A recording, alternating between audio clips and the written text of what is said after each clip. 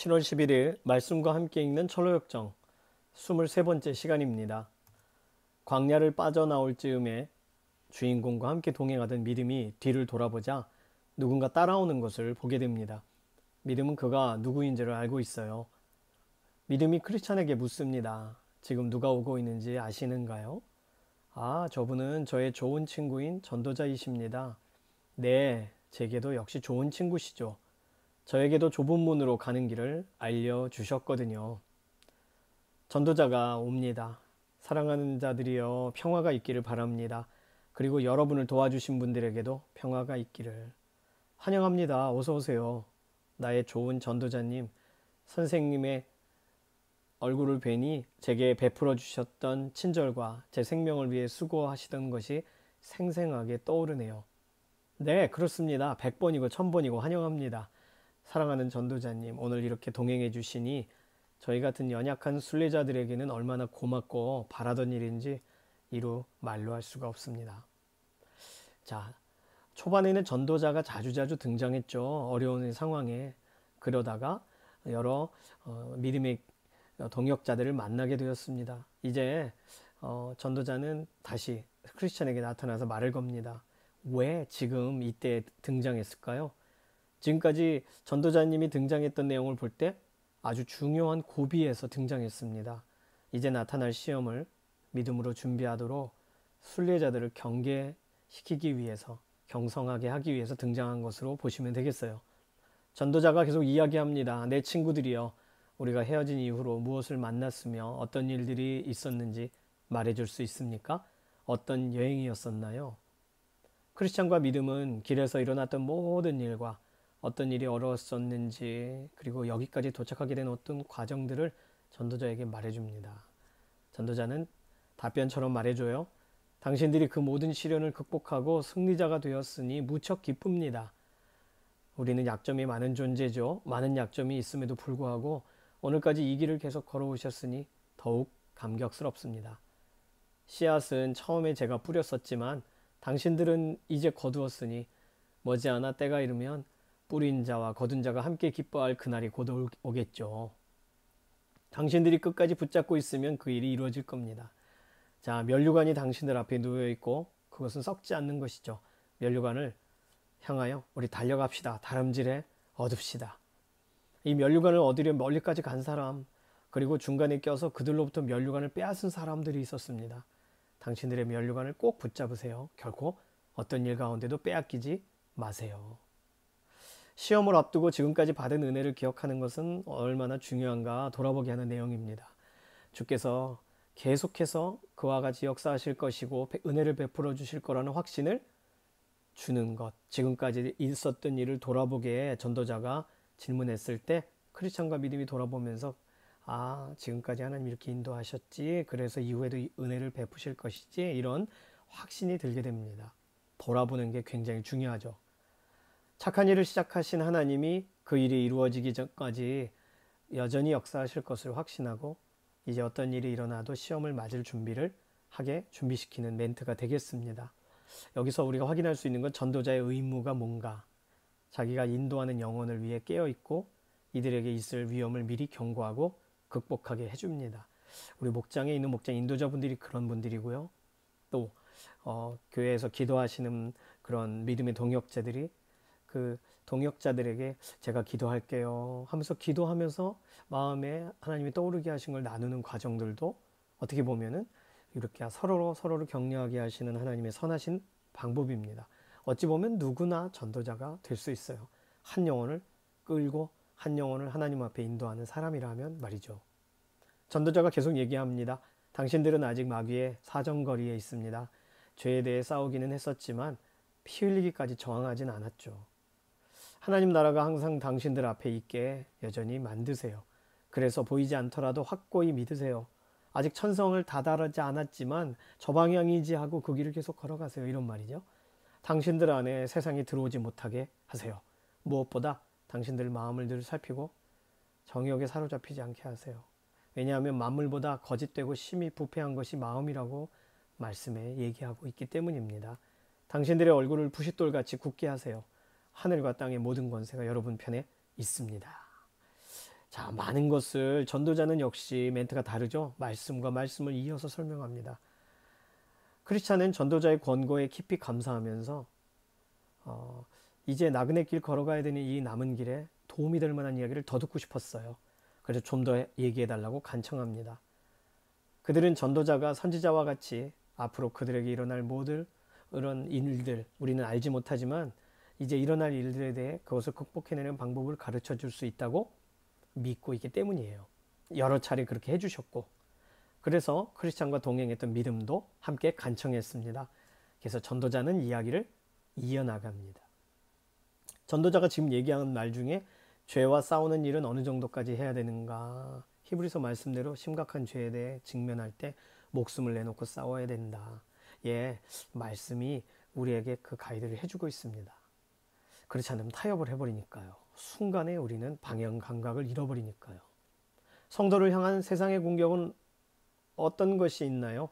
마음의 정욕이 일어나게 하고 정욕에 사로잡혀 죄를 짓게 만들면 부패한 심령의 욕망을 부추기는 방법으로 공격한다는 거죠. 육신을 갖고 있는 동안 일어나는 일이에요. 왜냐하면 육신의 편안함, 육신의 안정됨을 위해서 우리의 마음이 타협하거든요. 그 타협을 노리는 거죠.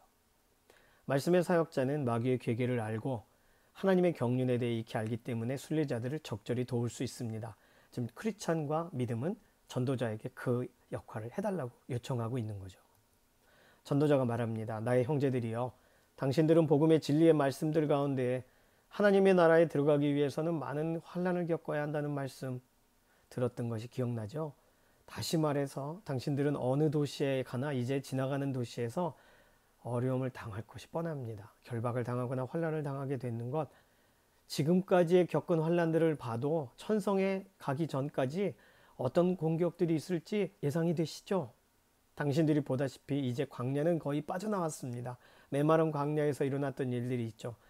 그런데 이제 당신들은 한 도시에 들어가게 될 거고 그곳 사람들은 분명 당신들을 적으로 간주하고 죽이려 들 것입니다. 당신 둘 다 또는 한 사람이라도 반드시 피로써 믿음을 증거해야 되는 상황이 올 겁니다. 그때 앞서 말했던 피 흘리기까지 싸우지 않았으나 이제는 피 흘리기까지 저항해야 된다는 말을 기억하고 거기서 한 사람이라도 반드시 피로써 믿음을 증명해야 될 그때 죽음을 무릅쓰고 충성하세요. 그때 왕께서 생명의 면류관을 주실 겁니다.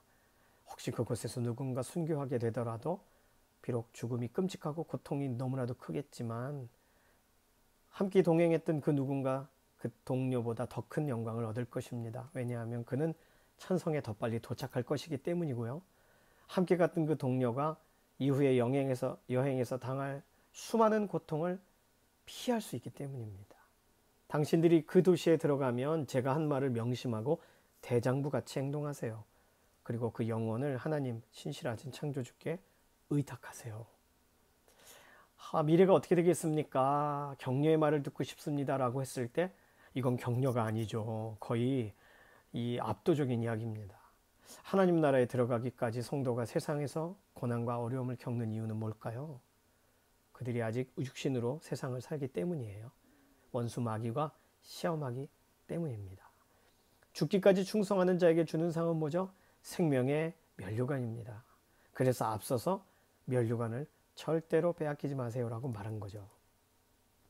자, 전도자의 말을 듣고 이제는 그들은 광야를 빠져나와서 도시를 이제 보게 됩니다. 정말 말로만 듣던 그 도시를. 도시의 이름은 허영이에요. 그 도시에는 1년 내내 열리는 허영의 시장이 있었습니다. 그곳에서 팔리는 것들은 경박하고 헛된 것들, 허영이었고 이 시장은 오래된 곳이고 최근에 새로 개장된 곳이 아니었어요. 오래됐어요. 그 유래는 이렇습니다. 한 5,000년 전에 천성을 향해 가던 순례자들이 그때도 있었습니다. 이들 순례자들이 만들어 놓은 길이 이 도시를 통과한다는 것을 바알세불 아볼론 군대가 알고는 자신들의 동료와 함께 그 길에 허영의 시장을 만든 거죠. 시장에서는 온갖 종류의 헛된 것들을 팔았고 연중무휴로 장을 열었는데 여기서 주로 파는 것은 집, 땅, 무역, 명당짜리, 직위, 명예, 승급, 귀족 칭호, 나라들, 왕국, 욕정, 쾌락 등을 거래했는데 그 쾌락을 위해서 준비되어 있는 게 뭐냐면 매춘부, 포주, 아내, 남편, 자녀, 주인, 종, 수명, 피, 육체, 영혼, 금, 은, 진주를 비롯한 보석 등이 구비가 되어 있었습니다.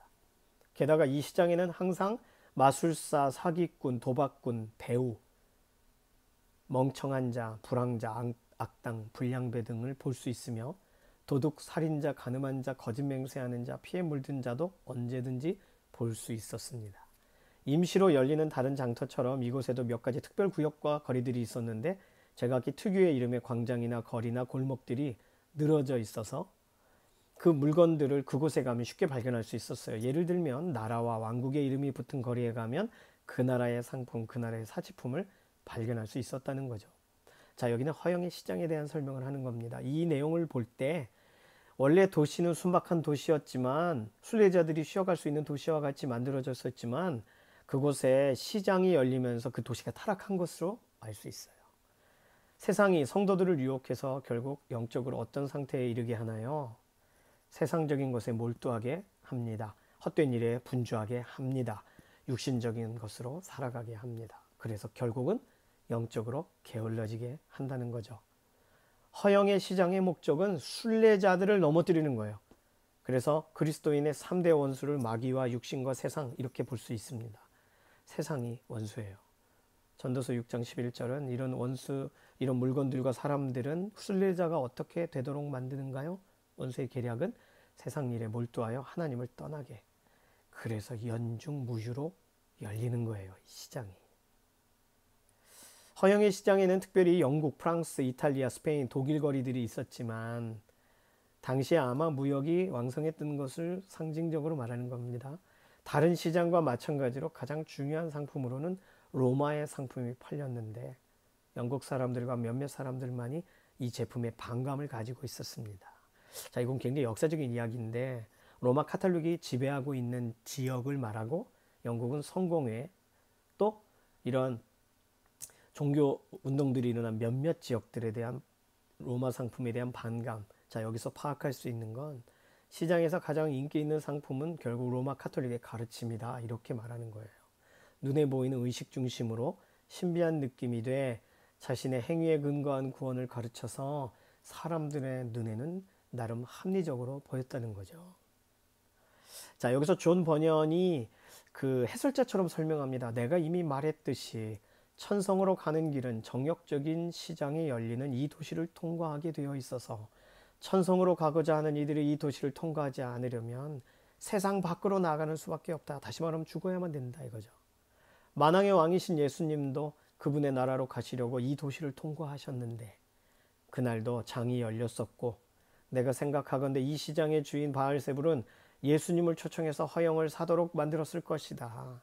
만약 예수님께서 도시를 통과하시면서 바알세불에게 경배를 하셨다면 마귀는 예수님을 이 시장의 주인으로 만들었을 것이고 예수님은 존경받으실 만한 분이셨기 때문에 분명히 바알세불은 예수님을 이 거리 저 거리로 데리고 다니며 잠깐 동안이라도 이 세상의 모든 왕국을 보여주면서 가능한 한 예수님을 유혹하고 흥정해서 헛된 것들을 사도록 시도했을 것이다.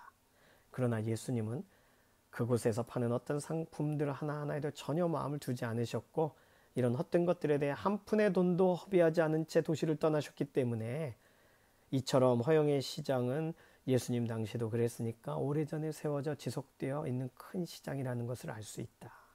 자, 지금 존 번연이 설명하고 싶은 건 뭐예요? 광야에서 시험 받으셨던 예수님의 세 가지의 마귀가 했던 시험의 이야기와 연관해서 보는 거죠. 네, 허영의 시장이라는 이 장면이 등장하게 된 배경을 설명해 주고 있습니다. 예수님도 경험하신 길. 자, 시장에서 가장 인기 있는 상품이 뭐라고요? 카톨릭의 가르침. 성도가 이곳을 피해 천성에 갈 수는 없나요? 불가능합니다. 꼭 통과해야 돼요. 세상을. 예수님께서 이곳에 전혀 마음을 두지 않으신 이유는 세상에 속하지 않으신 분이기 때문에 따라서 그분을 따르는 사람들도 세상에 속하지 않은 사람답게 걸어가야 된다는 거죠. 자, 고통 없는 순례길에 대한 정리 있습니다. 주인공과 믿음이 순례길에서 전도자를 만나죠. 전도자는 이들에게 확신을 주며 이후에 만날 시험을 잘 견딜 것을 권면합니다. 면류관을 빼앗기지 말 것, 피 흘리기까지 저와 싸울 것. 전도자가 더 간청하여 간청당하여서 들은 이야기는 뭐냐 하면 전도자에게 환란이 올 때 반드시 모두 또는 둘 중에 한 명은 믿음을 정말 죽기까지 싸우며 증거해야 된다. 증명해야 된다. 피로써 증명해야 된다. 그러나 피로써 믿음을 증거한 사람은 다른 이보다 먼저 천성에 갈 것이다. 허영의 도시에 대한 조감도 있습니다. 순례자의 길에 지어진 유혹의 시장이며 허영, 헛된 것만을 1년 내내 판매하는데 놀랍게도 예수님도 이곳을 지나가셨고 모든 성도들도 예수님처럼 이곳을 지나가야 한다 이거죠. 고통 없는 순례길이 있나요? 없어요. 예수님도 그 길을 걸어가셨다는 거고. 우리가 생각하는 어떤 둘레길처럼 순례길을 생각한다면 이제라도 생각을 바꿔야 된다는 것을 오늘 이 내용을 통해 확인할 수 있습니다. 자, 연관 본문은요. 디모데후서 3장 1절에서 5절. 너는 이것을 알라. 말세에 고통하는 때가 이르러 사람들이 자기를 사랑하며 돈을 사랑하며 자랑하며 교만하며 비방하며 부모를 거역하며 감사하지 아니하며 거룩하지 아니하며 무정하며 원통함을 풀지 아니하며 모함하며 절제하지 못하며 사나우며 선한 것을 좋아하지 아니하며 배신하며 조급하며 자만하며 쾌락을 사랑하기를 하나님 사랑하는 것보다 더하며 경건의 모양은 있으나 경건의 능력은 부인하니 이 같은 자들에게서 내가 돌아서라. 자, 이 본문을 읽고 지금까지의 내용들을 살펴볼 때 나의 순례 여정은 언제 시작되었으며 지금은 어디쯤 걷고 있을까? 철로역정의 지금까지 내용을 좀 돌아보면서 서로 나눠볼까요? 생각나시는 내용까지만이라도 좋습니다. 두 번째, 오늘 이 본문 디모데후서 3장 1절에서 5절 중에 내가 읽다 보니 자주 마음에 걸려 넘어지는 세상의 방식, 나도 모르게 아이고 저렇고 있거나 하는 건 뭘까요? 뭐 모든 것이 다 내가 그렇게 살고 있는 건 아니겠지만 나와 관계된 게 무엇일까? 이게 이 세상을 살아가며 우리도 묻어나고 있는 죄의 습성에 반응하는 내용일 겁니다. 근데 여기서 돌아서야 돼요. 자, 목장에 속한 동역자들을 위해서 특히 서로의 한 주간을 축복하면서 기도합니다. 다음 주에 24과 내용이 진행될 텐데 코로나 상황이 좀 심각하죠. 위해서 계속 기도해 주시고 오프라인으로 어려우니까 온라인으로라도 계속 연락하면서 믿음의 동역자 꼭 붙들면서 함께 이 기간을 지나가기를 바랍니다. 기도할게요. 하나님, 우리에게는 사건과 환경들이 하나님께서 여전히 우리에게 그 손을 끊지 않으셨다는 것을 증거하는 과정으로 보여집니다. 기도할 내용이 많고 늘어납니다. 하나님, 이 삶을 지나가는 동안 기도하고 맡긴 것들은 하나님의 우리에게 보여주시는 증명을 경험하는 자리가 되기 원하고 견디며 지나가는 삶의 자리에서 피 흘리기까지 싸우며 지나가는 믿음의 동역자들이 되게 하여 주시옵소서. 감사드리며 살아계신 예수님의 이름으로 기도드립니다. 아멘. 수고 많으셨습니다. 감사합니다.